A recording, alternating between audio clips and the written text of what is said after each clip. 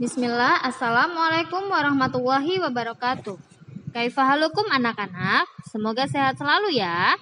Kembali lagi kita belajar tematik. Kita akan melanjutkan subtema 1, yaitu untuk pembelajaran 4, 5, dan 6. Silakan disimak apa saja yang Bu Nanda jelaskan. Jangan lupa ditulis hal-hal yang penting yang Bu Nanda jelaskan. Di pembelajaran sebelumnya, Bu Nanda sudah sedikit menyinggung tentang perlawanan-perlawanan di berbagai daerah terhadap penjajah. Namun, dari abad ke-17 sampai abad ke-20, penjajahan masih dialami oleh bangsa Indonesia.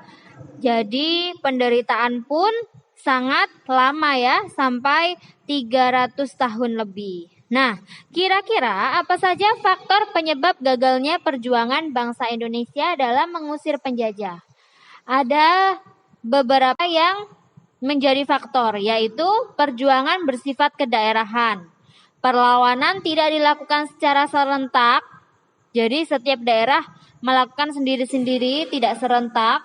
Kemudian masih bergantung kepada kepemimpinan. Jadi, jika pemimpinnya terkap, perlawanan terhenti, tidak dilanjutkan kembali. Kemudian, kalah dalam persenjataan. Kita tahu bahwa Belanda itu mempunyai senjata-senjata yang modern ya, sangat kuat. Sedangkan kita tidak mempunyai persenjataan. Persenjataan kita apa? Hanya seperti bambu runcing ya. Jadi senjata-senjata tradisional pasti kalah dengan penjajah ya, yang senjatanya lebih modern. Kemudian Belanda menerapkan politik adu domba. Nah, itu adalah faktor penyebab gagalnya perjuangan bangsa Indonesia dalam. Berdasarkan pengalaman tersebut, kaum terpelajar ingin berjuang dengan cara yang lebih modern, yaitu menggunakan kekuatan organisasi. Akhirnya, lahirlah organisasi-organisasi yang menandai lahirnya masa pergerakan nasional. Masa pergerakan kebangsaan ada 3 masa, ya, dari masa ke masa. Yang masa pertama yaitu masa awal pergerakan nasional pada tahun 1900-an. Kemudian masa awal radikal sekitar tahun 1920 sampai 1927. Dan masa moderat itu terjadi pada tahun 1930 ya. Itu adalah 3 masa pergerakan kebangsaan. Di masa awal pergerakan nasional pada tahun 1900, lahirlah beberapa organisasi seperti organisasi Budi Utomo. Ya, Budi Utomo itu didirikan oleh seorang pemuda yang bernama Dr. Sutomo. Bu Nanda tampilkan biografi dari Dr. Sutomo. Dr. Sutomo itu lahir di Nganjuk pada tanggal 30 Juni 1888. Sutomo mempunyai nama asli yaitu Subroto. Namun ketika dia masuk ke sekolah Belanda, namanya berubah menjadi Sutomo. Dr. Sutomo bersama teman-temannya mendirikan Budi Utomo, organisasi Budi Utomo pada tahun 1908 ya, pada tanggal 20 Mei. Dan dampak perjuangannya terhadap pergerakan nasional adalah menjadi tonggak awal masa pergerakan nasional dan menandai era kebangkitan nasional.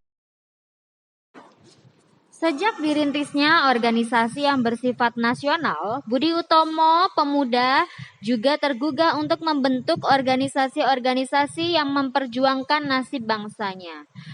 Dengan begitu banyaknya organisasi-organisasi yang terbentuk, oleh karena itu, organisasi-organisasi tersebut digabungkan menjadi satu kesatuan sehingga diadakan Kongres Pemuda Indonesia dan melahirkan peristiwa Sumpah Pemuda pada tahun 1928. Kongres Pemuda ini dilakukan 2 kali. Yang pertama berlangsung di Jakarta pada tanggal 30 April sampai 2 Mei 1926 yang diikuti semua organisasi pemuda. Kemudian yang kedua berlangsung di Jakarta pada tanggal 27 sampai 28 Oktober 1928 di Gedung Indonesian Club di Jalan Kramat Raya 106, tetapi keseluruhan sidang diselenggarakan di 3 tempat. Nah, di Kongres Pemuda 2 itu, Kongres Pemuda Indonesia 2 akhirnya melahirkan yang namanya peristiwa Sumpah Pemuda. Selain terjadinya peristiwa Sumpah Pemuda, Kongres Pemuda Indonesia 2 juga mengambil beberapa keputusan, yaitu menerima lagu Indonesia Raya ciptaan W.R. Supratman sebagai lagu kebangsaan Indonesia, menerima Sang Merah Putih sebagai bendera Indonesia. Semoga semua organisasi pemuda dilebur menjadi satu dengan nama Indonesia Muda, dan diikrarkannya Sumpah Pemuda oleh semua wakil pemuda yang hadir. Kongres Pemuda Indonesia 2 mengambil keputusan diikrarkannya Sumpah Pemuda oleh semua wakil pemuda yang hadir pada saat itu. Bagaimana isi Sumpah Pemuda? Bu Nanda akan bacakan. Sumpah Pemuda. Kami putra dan putri Indonesia mengaku bertumpah darah yang satu tanah air Indonesia. Kami putra dan putri Indonesia mengaku berbangsa yang satu bangsa Indonesia. Kami putra dan putri Indonesia menjunjung bahasa persatuan bahasa Indonesia. Baiklah, silakan dibaca halaman 51 sampai 52.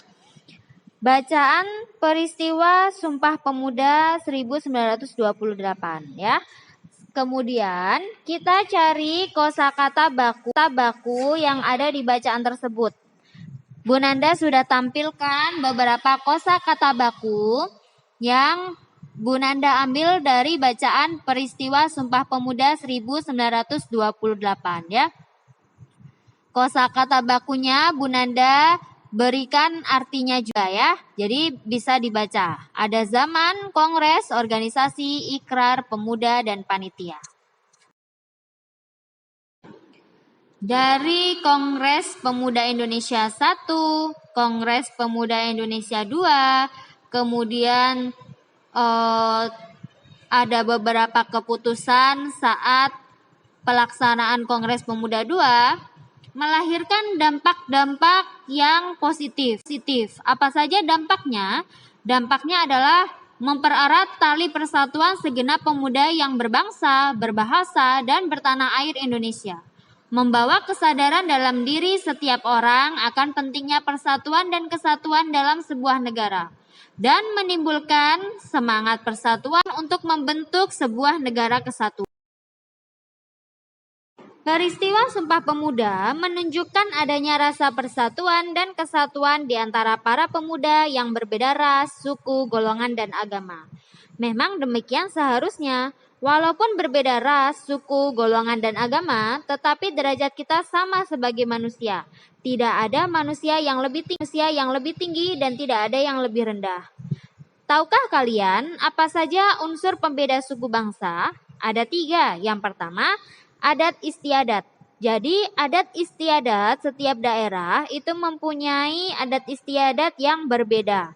Dari Bali, dari Jawa Tengah, dari Jawa Barat, semuanya adat istiadatnya berbeda-beda. Yang kedua yaitu bahasa daerah. Tiap suku bangsa mempunyai bahasa tertentu. Contohnya di suku Jawa, memakai bahasa Jawa dalam melakukan percakapan sehari-hari ya. Lalu di Jawa Barat memiliki bahasa Sunda ya. Dia kegiatan sehari-harinya menggunakan bahasa atau menggunakan percakapan bahasa Sunda. Dan yang ketiga, unsur pembedanya adalah sistem kekerabatan. Sistem kekerabatan merupakan sistem keturunan yang dianut oleh suku bangsa tertentu berdasarkan garis ayah, garis ibu. Masa pergerakan dan kebangkitan nasional tidak semata-mata dilakukan oleh kaum pria. Kaum perempuan pun turut berperan dan memiliki andil besar bagi usaha-usaha pergerakan nasional.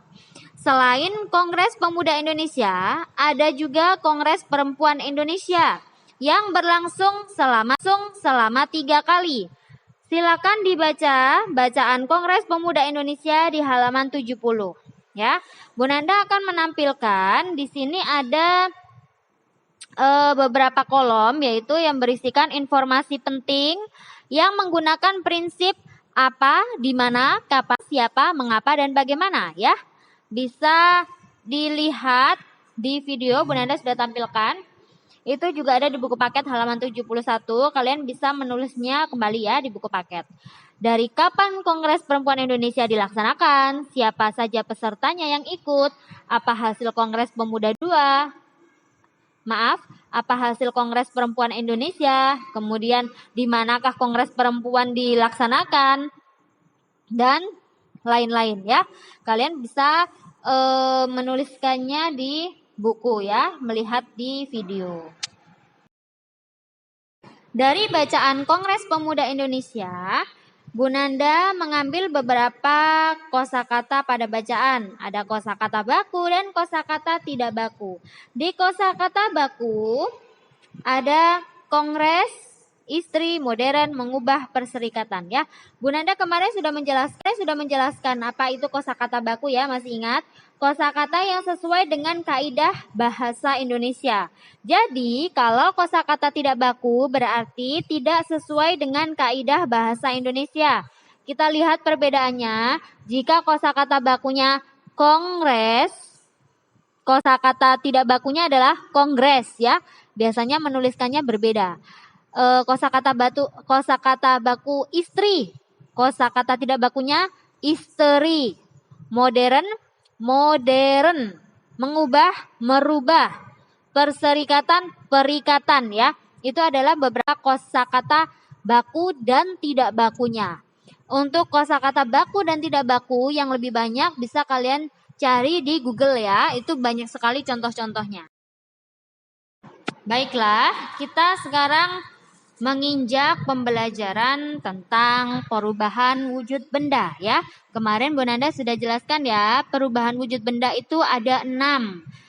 Ada mencair, membeku, menguap, mengembun, menyublim, mengkristal ya.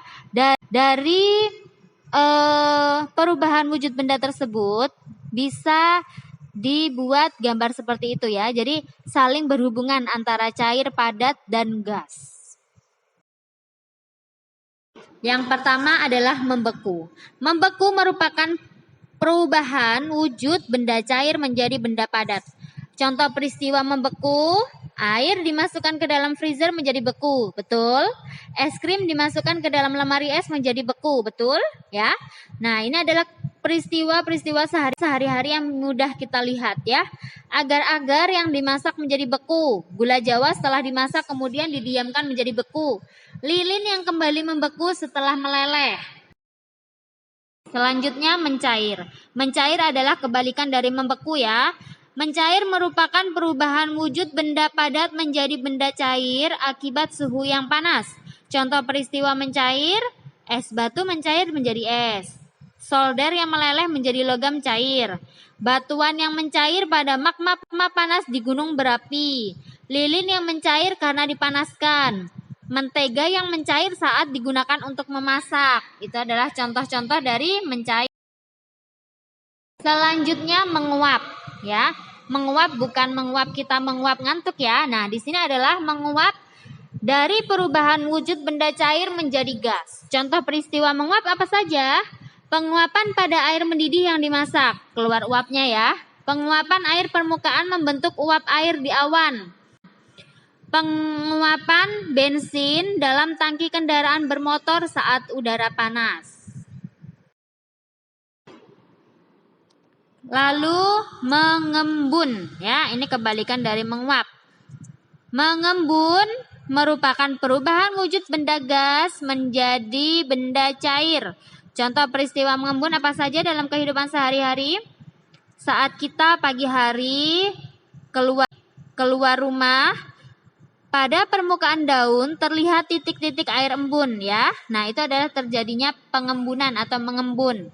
Saat membuat atau membeli es teh ditempatkan di gelas, lalu bagian dinding luar gelas basah. Ya, betul? Ya. Jadi kalau kita membuat es teh, membuat es jeruk ditaruh di gelas, nanti di luaran gelas, di dinding luar gelas pasti akan terjadi pengembunan. Ada air yang berada di dinding luar gelas ya. Kemudian berubah awan menjadi titik air hujan, itu termasuk proses mengembun. Jadi air hujan itu termasuk proses mengembun. Selanjutnya adalah menyublim. Bunda Nanda sudah menampilkan ya sebuah gambar, di situ ada kapur barus. Jadi kapur barus ya, menyublim adalah proses dari perubahan wujud benda padat menjadi gas. Contoh peristiwanya adalah kapur barus yang ditempatkan di dalam kamar mandi lama-kelamaan akan habis ya. Bukan karena kapur barus tersebut dimakan oleh serangga ya, tapi kapur barus tersebut memang menguap, mengalami penyubliman ya.